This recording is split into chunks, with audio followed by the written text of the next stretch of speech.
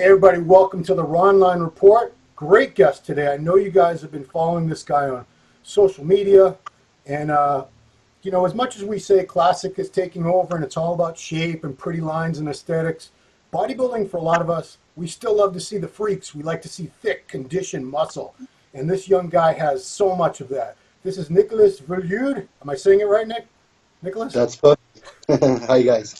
Nicolas from Switzerland. Welcome to the show. Very happy to have you on. Thank you. So let's get your story told, shall we? You were born on New Year's Day, 1991. What a day! Yeah, the 1st January, actually, to be exact. Yeah, that's a crazy day to have a birthday. That's maybe a sign. I don't know. So, what was your childhood like? What kind of things were you interested in as a kid? When I was a kid, I was actually I did gymnastics, for like 12 years. Wow. And then I played soccer for 5 years. Yeah. Then I had a serious injury, so I had to stop. And when I came back, it was too hard to get the same level. Well, let's go back. You were actually a very good soccer player. You were on your way to becoming professional, weren't you? I wasn't professional. I was in a good level, but not professional. Yeah. But I was on a good way to sign a contract, actually. Yeah. A professional contract, and I actually had to stop because of the injury. Yeah. What, was it your knee or what happened? No, I just broke my leg during a game. Wow. Someone just yeah. Yeah. I guess I should ask, because a lot of people are following the soccer right now. Who are you? Is the World Cup this year? That's how dumb I am about soccer. I don't even know. Yeah, in Russia, yeah. Is it? So I watch, of course, because it's still something I have in my heart. So, yeah, I'm still a big fan of soccer, of course. Because we have a lot of European viewers, and they're huge soccer fans. So, who's your favorite team? Who do you want to win this year? Now it's too late because they are not anymore in the competition. But I would say Brazil and Switzerland, of course. Yeah. Okay. But it's too late. So now I would say Belgium, because they have a nice team. Yeah. Okay. How about your favorite player? To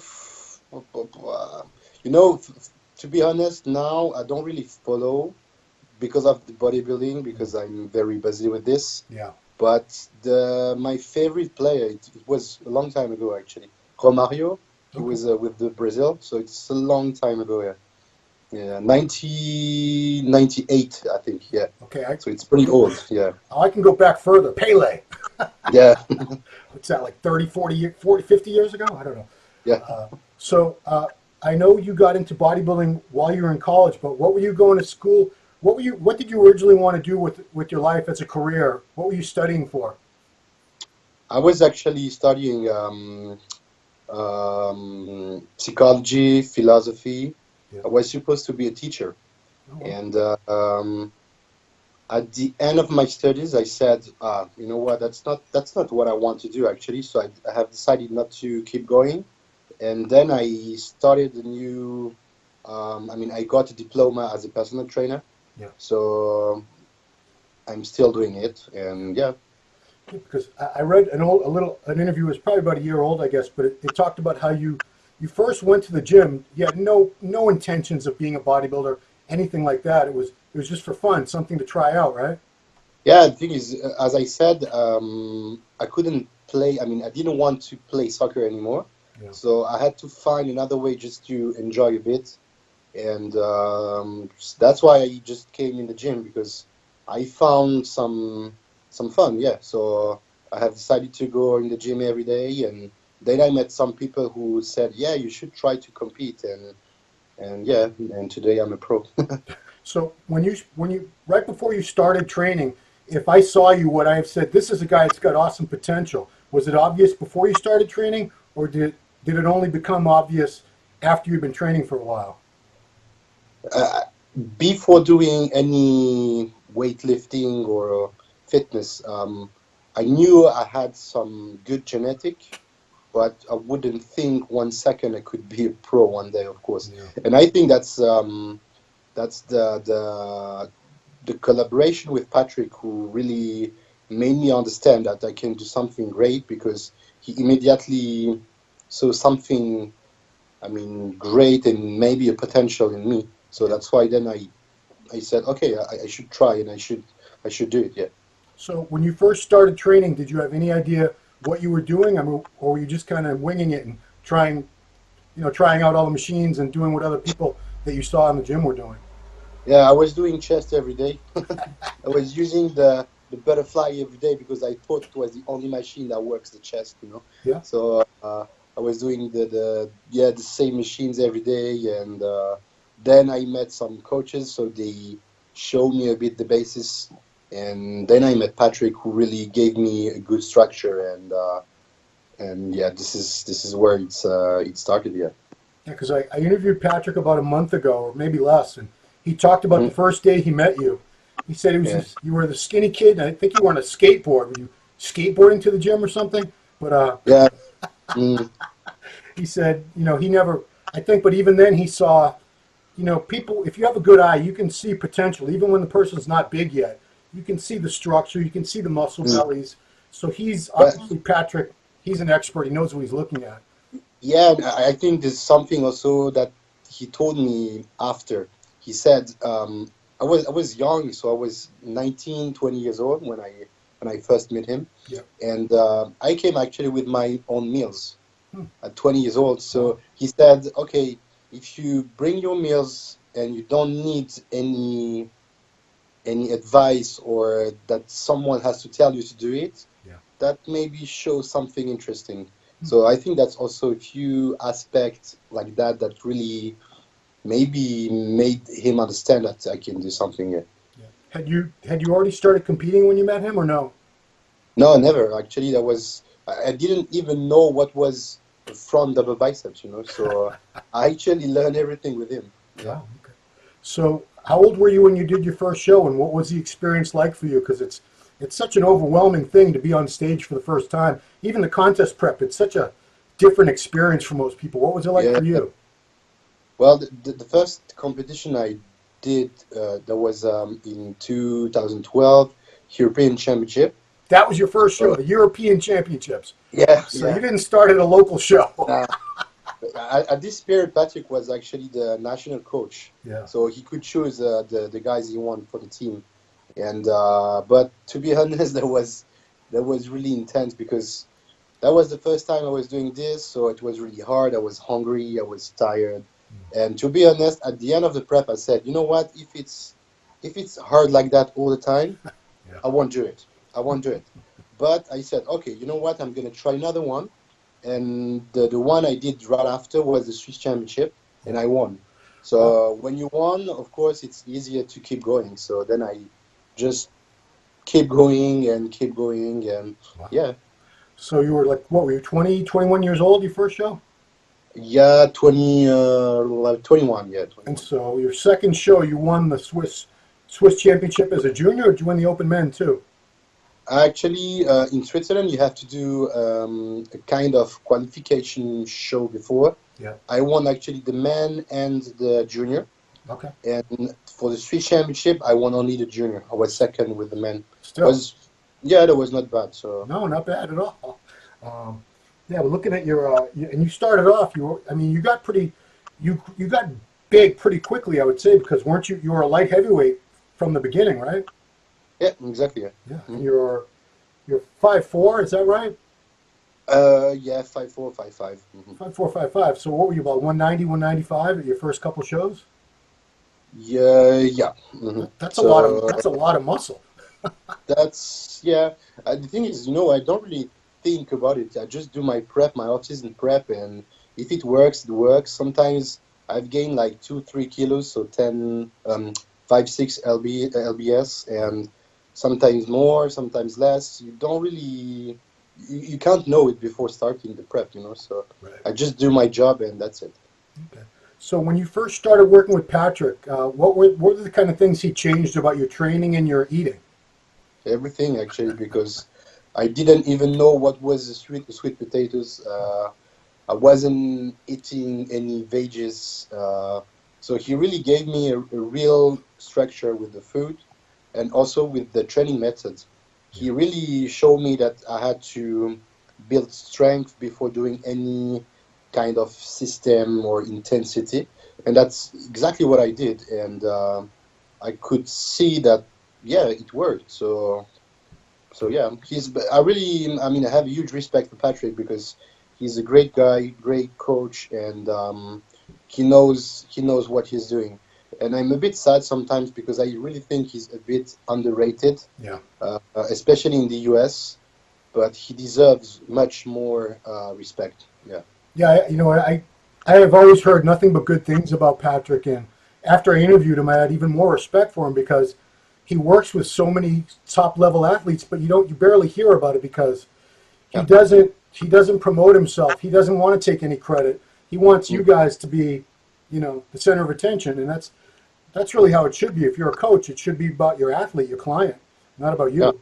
So I He's agree. very he's very humble. That's exactly, yeah. That's Yeah. the right description. Yeah. Yeah. So uh, I saw something interesting about your training, which is you have a unique approach to training, and that a lot of guys, if they're tired, they'll back off and they'll go lighter that day. Or they won't train. They won't train to failure. They'll take it easy. But you have this philosophy that you go hard every time. Now, Yeah. how does that work? Because I would think you'd get burnt out sometimes doing that. Do you? I think a, there's a part. It's linked to my personality, I think, because that's the way I am in my life every day. Yeah. Even if I'm struggling, I try to do my best all the time. Even if I'm depressed, happy, or tired, I just do what I'm supposed to do. Yeah. And Patrick really, he really showed me that if I want to be one of the best, I have to work and work and work and stop complaining. So that's the way it works, So yeah, that's why I always say it's a teamwork. I'm not alone. Of course, it's me who's gonna train, it's me who's gonna eat, but we do that together. You Yeah. know. So So when you first got into bodybuilding, what was a lot of guys try it and they quit pretty quickly. What was it that made you obviously winning helps because then you're really good and this is something that you have potential to be even better at. But what is it about bodybuilding that you love the most? What keeps you going every day? I think I just love the process, the whole process, the fact to eat healthy, because that's also something. I mean, of course, we do. This is high level, but this is healthy. I mean, we eat good food every day. We do sports. So this is also for my own person. But it's I need adrenaline, and I think that's the toughest sport you will ever find in the world. So I didn't find any sport where you have to do the diet. You have to work out every day. You have to sleep. You have to do everything in the day. Uh, it's linked to bodybuilding. Yeah, When you play soccer, I played soccer. You can do sometimes some bullshit, but yeah, it won't kill your game. right. But if you're on a diet and you just eat some crap or something not in your diet, then you can mess up your prep. So that's why I love it, because it's all about details, and I love that. Yeah. Yeah, your condition is something that it's crazy because I've been watching your Instagram and everything in the past few months, and Mhm. you looked as hard about a month ago, and your show is a week away. You looked about as hard at 5 weeks out as most guys do on stage, if not harder. So that's I have a lot of respect for condition because that doesn't come easy to many people at all. It's something you have to work and suffer for. Do you have like cheat meals and stuff, or do you have to eat very strict and do a lot of cardio? When you work with Patrick, you don't cheat. You don't cheat at all. Yeah, Yeah, he's a very, and I think the same. He believes in clean food in off season, yeah, and I do all the time the same. I mean, I never cheat. Sometimes I can go to the restaurant, but there's a big difference between fast food and sushi. right. So that's the big thing. But yeah, most of the time, I would say 99, yeah, 95% of the time, I eat clean food in off season. So if I do 8 months of prep, Yeah. I would say I eat 8 months clean food. Oh, So I think it makes a difference when you start the diet. I mean, the pre-contest diet, because you don't have so much fat, and the quality is going to be better at the end. So that's why usually I'm ready at 6-7 weeks out, because I didn't cheat, so it's easier for me, and I can keep more food also during the diet. So it's better. Yeah. Right. So I asked Patrick what to ask you about, and he couldn't think of too much, but he said to ask you about the one show, the 2015 Arnold Amateur, where something happened and you came in as a middleweight, which is pretty small and light for you. So what was the story there? How did you end up as a middleweight at that time? You mean the USA? Arnold Classic USA? That could be. I had it listed as the Arnold Amateur, but you came in as a middleweight in 2015 at one show. Yeah, that's this one, yeah. The thing is, I was every prep we try to find a balance between fullness and condition. Yeah. And this show, I mean, I was really shredded. I mean, ready with the condition, but we didn't find the proper way to bring some size. So that was also the reason why I was a bit skinny and light actually on stage. Yeah. And then suddenly after this prep, we understood a bit more my metabolism. So we found different way with the food and so yeah. Okay. So 2016, you had been competing 4 years, and is that the year you turned pro? Because you won the light heavyweights at the Arnold Amateur. Which Arnold Amateur was that? Because we have so many of them now. USA. Oh, it was in Ohio. Okay. Yeah. So the overall went to a guy I just saw make his pro debut, the super heavy from Russia. Yeah, Sergey from Russia. Pulev. Big boy. Yeah, he was huge. Yeah. I mean, if you were the same height, you'd be bigger than him. But you know, that's always the big problem when you want to get the pro card and you're actually a light heavyweight, because if you just if you just pose next to nobody, you look good. But when you get someone really big and heavy next to you, then you become small. So that's always a big problem for the people like me with the small height. Yeah. So a lot of people are saying, because you're so thick, you should do some open shows too. So what's your feeling on that? Do you want to move up to open, or do you like the 212 class for now? You know what? I think I just do one step at a time. I'm 27, so I just try to do my best now with the 212. Yeah. Next year, I don't know what's going to happen. If I gain more weight than this year, of course, I will have to think about it. Now, to be honest, this prep was a real big struggle, because I had to work, and working with a body fat very low, and then you have to know that you still have to lose some pounds. That's very intense. So to be honest, I don't think I would be able to do it again next year. Yeah. So I will probably try in the open. Now this is something I have to see with Patrick and discuss with him. But I would be really motivated to do it. Yeah, because I'm young. I want to try, and if I don't succeed, I can come back like he did, or guys like that. Yeah. But I think it's worth to do it, because it's now or never. So what did you start your prep at? What was your weight in LBS in pounds? 242. Wow. Yeah. So, if you wanted to compete in open now, if you didn't have to get to 212, what do you think you probably would compete at, roughly? I think I was pretty ready and with a good condition at 230, 26. Okay. That was a good condition. I was already ready, actually. Just some water, Yeah. And I was pretty good. I can be more shredded, but sometimes we have to find the balance between fullness and condition. Right. But that was, I think, a good condition. So now we have to see. As I said, I really want to stay focused now for the Portugal Pro Show, Right. which is in 5 days, and then one step at a time. I had a proposition for the Japan Pro also for this year. Okay. So maybe I will think about it. I don't know. That's why I have to see with the result of the Portugal Pro, because if I'm qualified, of course, I will do the Olympia. If not, I don't know if I'm going to have a break or... So, one step at a time. Okay. Because you've only done one pro show, am I right? I did only one, in Charlotte, last year. Fourth place.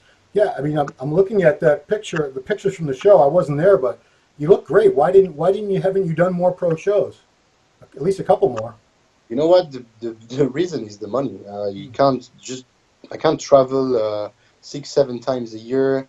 It's a lot of money. It's a lot of time. I got to work in Switzerland, and I'm still living with my mom, because here in Switzerland it's so expensive. I can't be independent, Yeah. So she's very nice because I know that not everybody would do it, but she supports me in my dream, and that's why also my biggest dream would be to move in the US because I guess I could find a different stability, a different balance. Yeah. And now I start to get some connections, so it's start to be more interesting also.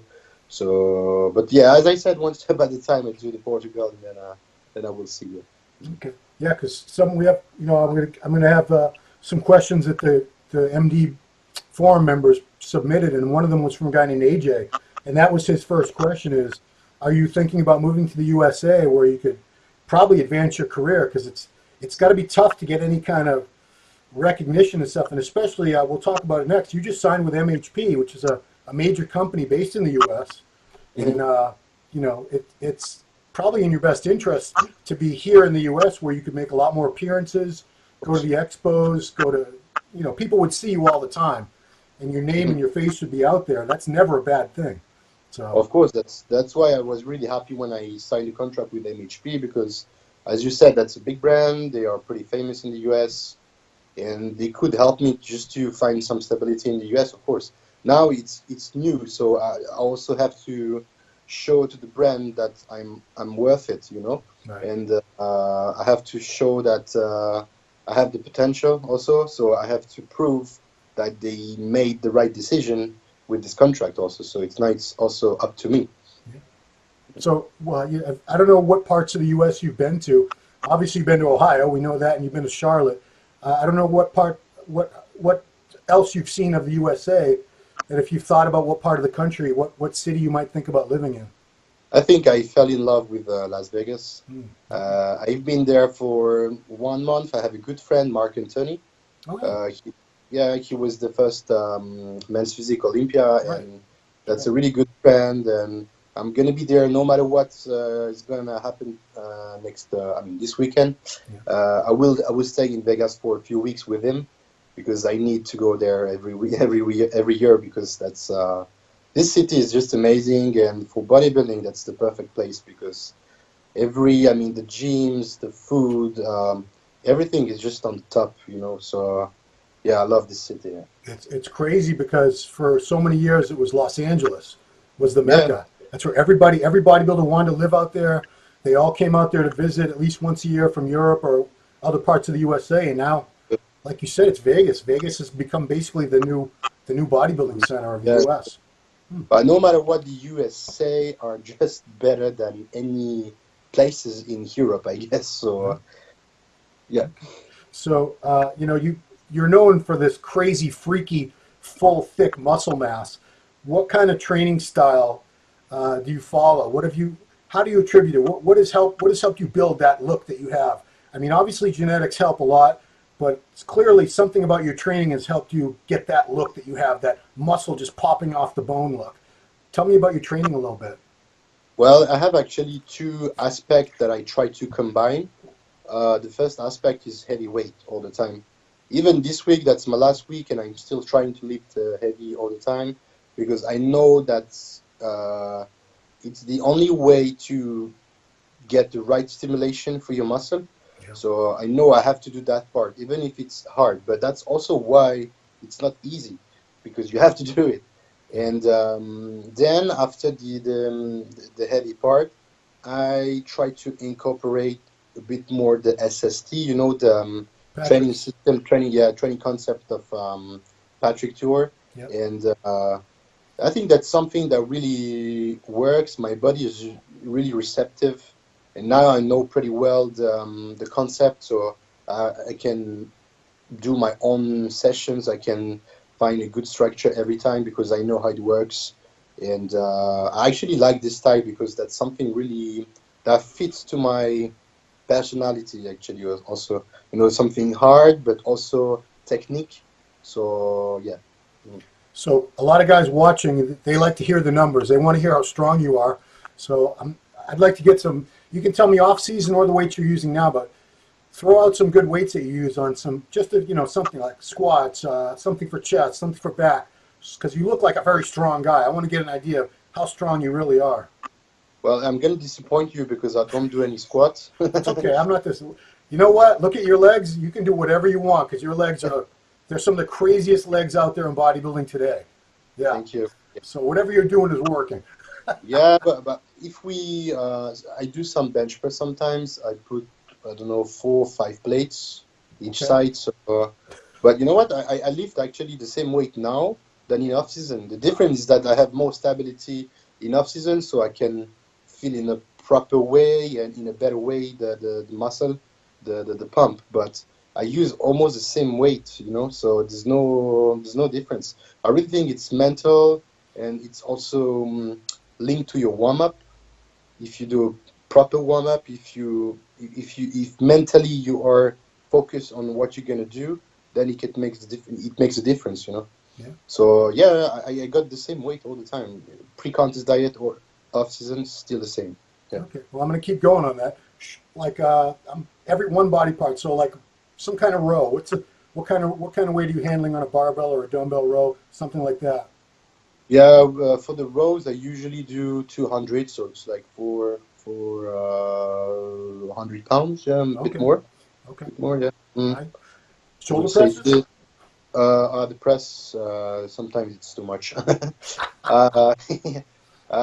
Yeah, around 300 kilos. Yeah. 300 kilos? Yeah, shoulders, that's my... Oh, the machines. On the machines, yeah. Yeah. With the weights, the free weights, I would say I did 80 kilos each hand, so it's like 175, 180. Yeah. Wow. Okay. Yeah, I saw you posted something on Instagram the other day with a like a hammer strength. It probably wasn't hammer. It's something similar. You had like six plates on each side. It looked like. Yeah. That's my favorite machine for the shoulders. I do it all the time. So. I got to get back to the legs because your legs are so phenomenal. People are going to want to know what you do for them. First of all, why no squats? Is it because of your past injury, or you don't get a lot out of squats? No, the thing is, I have knees issue.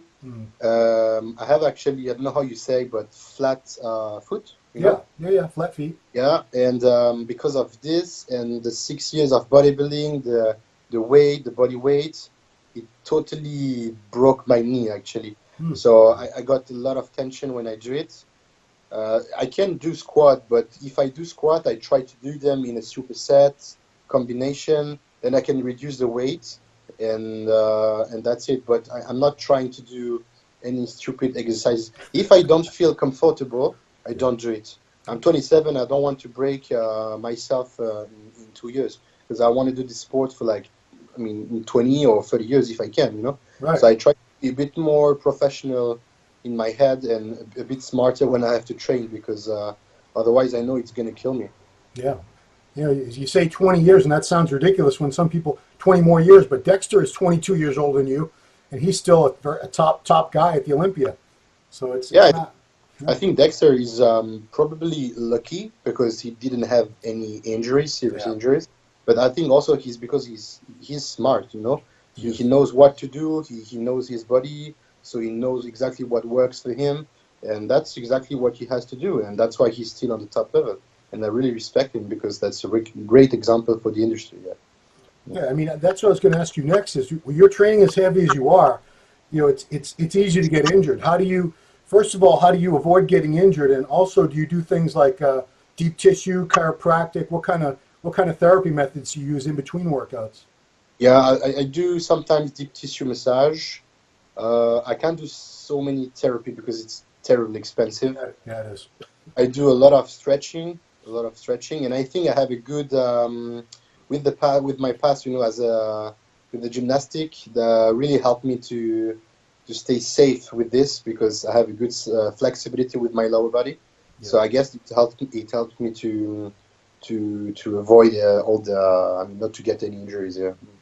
So it doesn't seem like you have any weak body parts, but what grew easy for you and what was harder for you to build, if anything? I have a weak part. That's my chest. Okay. Oh yeah, sure. Oh, yeah. Okay. My chest has always been my weakest part, and now it's getting better. But it's getting better, but the rest is also improving at the same time. Mm. So yeah, I would say chest. My back also was my weakest part. I mean, especially the definition, because it's always the last part that I mean before the show. But the strongest part, I would say legs. Yeah, yeah. Both hamstrings and quadriceps and shoulders. Yeah. Shoulders, I can do whatever I want. It works. I can do side raises. So it doesn't change. So that's good for me. Yeah. I have to be just more, I would say, technical when I do chest to find the proper angle. Now when I do legs, I can do leg press or leg extension. I feel the muscle, so that's it. That works. So it's just I have to be more specific with chest and back, I would say. So chest, if it's a lagging body part, do you believe in training a lagging body part more frequently or not? Absolutely not, because when you do intense sessions, like if you use the SST, I don't know if you ever tried SST, but you need like 4 or 5 days of recovery. So you can't do twice a week. That's impossible, except if you just replace and you just switch the days, Yeah. But I like to have my precise routine. So on Monday I do chest and so usually I do everything once a week, and it has always worked for me. And to be honest, I have the same routine for like 6 years. Wow. I just change a bit now because it's more specific when you're getting closer to the show. But otherwise, on Monday, Tuesday, I do all the time the same routine. Yeah. Well, Ronnie Coleman never changed his routine once, and he did pretty well, right? So yeah, exactly. So what do you do for a living? Are you a full-time prep coach, or what else do you do? Yeah, actually, I'm a personal trainer, and I work also in the gym. So I actually have private client in the gym. Yeah. I do also some reception, training program, and I will probably start some online coaching, also international online coaching, because I'm going to travel a lot. So that's the best way to work, actually. So you don't need to stay at home, so you can do it in the hotel, outside, and so I'm going to combine both, actually. Yeah. Because I talked. Patrick works with. I think he told me he's working with like 100. Sometimes he's had 100 clients at the same time, and he sleeps like 3 hours a night. That's why I really respect him, because he's a freak. So I mean, if you become a coach and you get that level of success, it would probably be pretty difficult for you to maintain your bodybuilding career. Of course, but I don't want to prep athletes like he's doing. I prefer to do something more like in the, I would say, wellness concept, because this is actually what I'm doing in the gym. Normal people. Huh? Normal people. Normal people, yeah. But it's also, I like to do it, because it show also to people that, yes, I'm a bodybuilder, I can lift heavy weights, but I can do something else also. So it show that I have some knowledge and I can also work in a different way. I like to do bodybuilding for myself, but I want to help also people when they have some problem with the back, with I don't know what, the knee, and that's also very interesting because it's a different aspect. So I like both, yeah. Yeah, I mean, when you look the way that you do, I mean, you have so much size. People are going to look at you, give you weird looks everywhere you go. I just wonder, is it worse in Switzerland? Do you get more attention and people staring at you like an unusual oddity, a freak? Because I can't imagine there's anyone else, too many people in Switzerland that look like you. You know what? We are only like 2 or 3 IFBB Pro in Switzerland, so it gives you an idea. Yeah. So of course it's not very common. And now the thing I like in Switzerland is that it's very quiet. So I can go to the gym. Nobody is going to annoy me, or I do my thing. And sometimes they look at you like if you come from another planet. Right. But at least they leave you in peace. Yeah. If you go in the US or in the US or even in UK, it's more popular. So sometimes people are more like trying to talk to you, not to disturb you, but they will come more. They want to they're very curious. Exactly, yeah. Well, they definitely want to take pictures with you, or they want tips, advice. But exactly, yeah. So you work with a lot of, like I said, normal people who aren't bodybuilders. Are they surprised? Because they probably look at you. Anybody, it's just human nature. When you see someone that's big and muscular, you get they have these preconceptions like he's stupid, he's mean, he's this, he's that. Do they come up to you later once they get to know you and say, you know what, you're nothing like I thought you would be. You're so different. Yeah, I have this, and you know what? Actually, 100% of my clients, Yeah. it's women. Okay. I don't have any men. Good for you. So I think, yeah, so I think women, they maybe just see me more like they probably think, okay, he looks like that, so he probably knows a few things about diet, so he probably can help me on that point. I think it's more like this. Yeah. So I'm happy. I mean, you can be a boy or a girl. It doesn't change my work. I do my job. Right. But I guess it's women are more sensitive with this. So yeah. Well, if you talk to a lot of prep coaches, I don't know if Patrick feels the same way, but I talk to a lot of prep coaches, and I do a little bit of coaching, and women are just they don't have the same ego that men do. They will listen to you, and they're not as stubborn. If you tell them to do this, they won't say, well, or they won't argue. They'll just do what they're told, and they get the results. Whereas guys, they'll question you, and they'll ask 10 other people. My coach said this, but what do you think? Whereas women, they just seem to trust more in their coaches than men. I don't know if you've had that experience yet. Yeah, I think it's the truth. They probably pay more attention to what you say because maybe you're a man and there's this type of a difference, but there's more respect maybe, and the fact to be a bodybuilder also they probably the thing is interesting. They know I'm doing competition, so they have also this probably some respect for this. Yeah. So they said, okay, he does competition, so I have to shut my mouth and listen to him. So and I do the same with someone like Patrick because he's doing that for like 25, 30 years. So when he tells me to do something, I just say, okay, I do it. I won't say like, you sure, or blah, blah, blah. No, he's in the business for like 30 years. You shut your mouth and you do it. So I guess it's a bit the same for me and my clients. Yeah, and another thing I've noticed, I don't want to go off on a tangent here, but I've seen it with coaches like Patrick. Sometimes if a client, even if they do well or they don't do that well, I'm talking about a competitor. If they're always like looking for the next big thing. They go from coach to coach to coach, looking for like the magic bullet, the secret. Where you've been with Patrick since day one as a competitor, and you're still very happy with them, and you're still doing well and making improvements. Does it bother you when you see these guys jumping around from coach to coach and bad-mouthing their former coaches for no real reason? But the thing is, with Patrick, I had immediately a really good connection.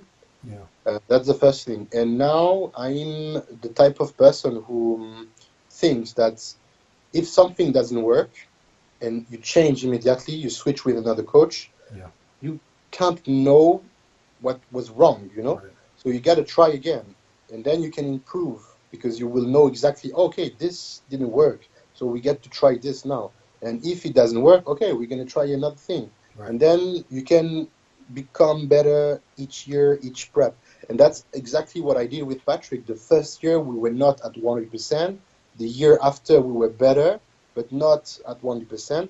And each year we bring a better package, a better condition, a better shape, because we took time. We took time together to build something, and that's actually the one of the key. I think that's why I say it's a teamwork. We work together, and if I changed in the past, maybe I wouldn't be a pro today, because I wouldn't know what was wrong before. Right. So that's why I really trust Patrick, and we always take time together after a show, even if the show was good, even if I won the show, we take 5 minutes and say, okay, this was good, this was not good, we have to try this and build maybe more legs or I don't know what. This is the way we work together. And I think it's really important to have a plan. Yeah. Okay. So tell me, is this the toughest prep you've had? Because like in your career, because you were, like you said, you were in shape at about 225, 230. You were pretty much ready to get on stage, but you still have to go down basically another 15 pounds. I mean, how do you get from there to 212? It's got to be really tough. Well, you know what? To be honest, I wasn't sure to do it. I was really Patrick was confident, but yeah. When I was looking at my physique, I was like, no, that's not possible. I can't. I'm gonna die, you know. And finally, I'm here today. I'm my 97 today, so just 2 pounds to lose. Oh, okay. So, and I'm tired, of course, that's the process, but I'm okay, I can still train, I can do my sessions. So it means it's possible. It's just all about work and consistency. And Patrick was right again. So, yeah, it's not my toughest prep because the first one for the European was probably the big struggle. But this one is probably one of the toughest, yeah, for sure. How much cardio have you been doing on this prep? Not so much, actually. Just 20, 30 minutes in the morning, and I do another part of cardio in the evening. Yeah. So it's not so much. I did much more in the past. Okay. But the thing is now, when you have more muscle, your metabolism works in a different way. So it's so many different aspects and that's why actually every prep is different. So yeah. And you stay in shape too. You don't get out of shape, so you don't have to kill yourself with 2 or 3 hours of cardio like some of these guys do. Of course, and the thing is, in off season, if I eat clean food, it helps also to keep a good shape. So it's that's the mentality of Patrick. You can enjoy a bit, but you have to find your own limits, and you have to act like a professional also. And that's why also I'm really careful with this, because sometimes I see too often some professionals, they eat craps and they film actually what they eat, and sometimes that's funny, that's funny. But when you got kids that watch you, I think you really have to show what is bodybuilding, and bodybuilding is not fast food and cookie and muffin pump, I don't know what. It's hard work, it's clean food, it's sweet potatoes, it's chicken, that's the real basis for bodybuilding. And of course, if you want to eat some crap, you can do it, but don't fool yourself.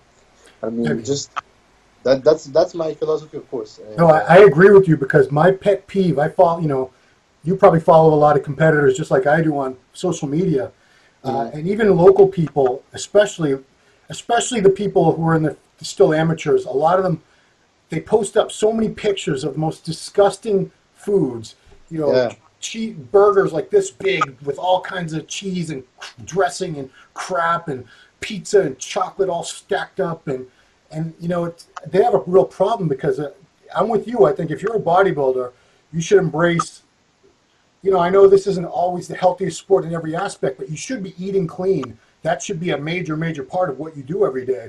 You train hard, you eat clean, and you sleep. That's what we do as bodybuilders. So if you got into this sport for the attention and to get your pro card after 6 months of training, and you're putting up pictures of all your cheat meals every 3 days, I don't know. Maybe you don't belong in this sport. That's my opinion anyway. I totally agree. Yeah. I agree. Okay, I want to get a couple questions in from the forum members. So AJ, we've actually covered most of the things that AJ wanted to know. He wants to know your opinion on Phil Heath. So I'll ask you, do you think Phil Heath is probably going to win 8 Olympias this year and then maybe go on to 10? Here's I don't know anyone who got the same body structure as him, and especially the quality, the skin. Right. When you see him on stage, he has this. He looks fake. Yeah. He looks fake because he's so perfect. Yeah. And even if Big Ramy is absolutely impressive, and I love this guy because he's so humble, so nice, but he doesn't have the details. Not the same quality, with the skin. Right. And I think Phil is just, for now, he's just unbeatable, So I don't see anyone who can beat him again this year. Now we never know, because, we are now at 9 weeks from Olympia. Yeah. It's coming right up. We never know what can happen, because we can see some surprises, and I hope, because that's the sport. But if I have to be realistic, I would be surprised to see someone else. Yeah. That'd be a huge upset if anybody can beat Phil Heath. Yeah. like ever Maybe before he I retired. saw they were talking about Kai Green. I mean, I don't know if it's. Yeah, we never know with him. Yeah, that's why. So, but that could be interesting just to see him back on stage. Oh, it'd be Uh, awesome, but yeah, we might not know until 2 days from the show whether he's doing it or not. With Kai. exactly. Yeah. Mm. He also wanted to know what types of supplements you use on a daily basis, like creatine, whey protein, vitamins. What are the things that you've been using regularly for years? I don't use so many supplements. I would say basic Hydro or Isolat, BCA. Yeah, Yep. I use that for every workout. And right now I use a lot of glutamine, Okay. and then the basic things like omega-3 and yeah, but not so. I'm not a big fan of supplements, to be honest. I really try to stay focused on the Food. most important one, and then it's food. You know, I mean, and I agree with you, and that's the hardest thing to get a lot of the beginners to understand is unless you're eating a really good diet, supplements aren't going to matter. yeah, All they ever want to know about is what should I take? What pre-workout? yeah. What test booster? What this and that? Like, dude, just eat. And that's why also I like MHP because they really have the basis. Sometimes you can see some brands they have like I don't know how many different whey protein, and you have no idea what to take. Yeah. Especially if you're new in the industry, you just start bodybuilding or fitness, Yeah. you don't know what to take. And I like brands who got just okay. You have whey, you have BCA, you have this and this. Boom, that's it. That's very simple. And that's actually why I love MHP. Yeah. Yeah, I've been doing this 35 years, and I look at a company that has 8 different kinds of whey protein. I'm like, Yeah, you what's lost. the difference between? No, I wouldn't know which one to pick either. What Exactly. else do you want to know? Last question from AJ that I'm going to give to you is your ultimate potential. How far do you want to go?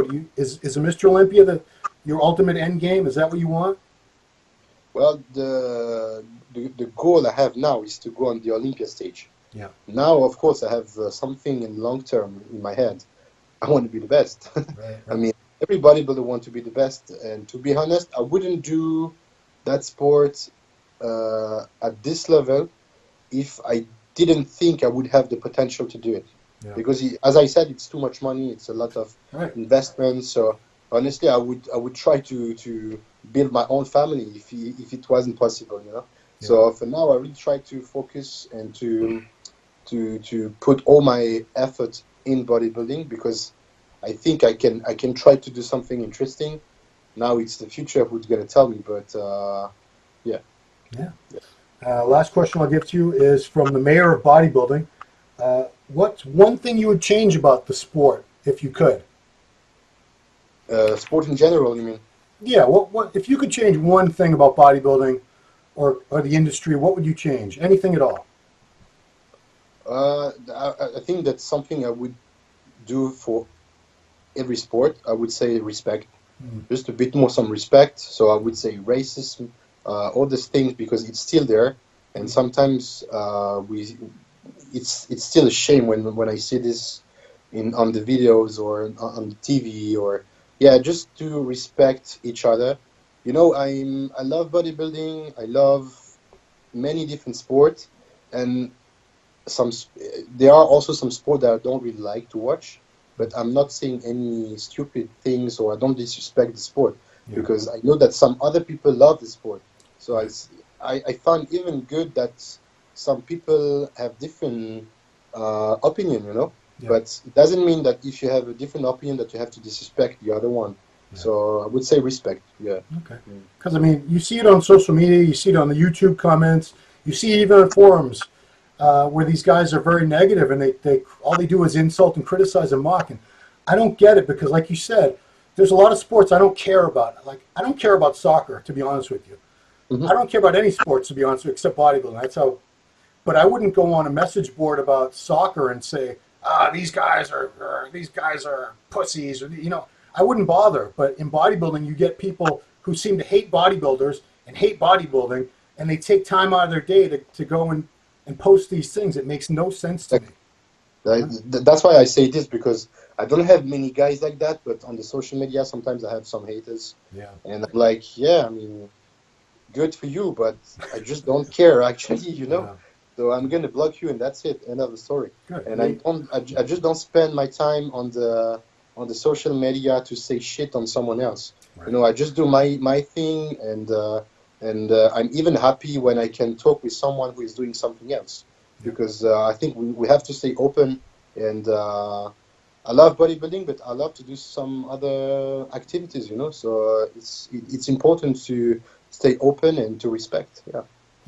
Yeah, just curious. I mean, you work long hours, and obviously all the eating and the training and everything takes up a lot of time. Do you have time for any hobbies or any other interests outside of this?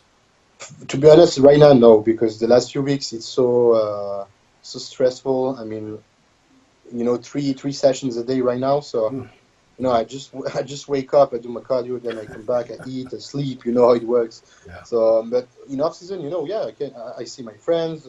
When you do one session a day, it's like 1 hour in the day. So then you can do something else. Right. So, and when I'm done with the show, I try to use the 1 or 3 months right after the show to do something else, to travel, to see my friends, to go out a little bit, and yeah, but with still the same ethic work, still the same philosophy that I have to show the example. So it's not because I'm done with the show that I have to go to the club and get drunk. You know, it's now that sometimes I see this also too often.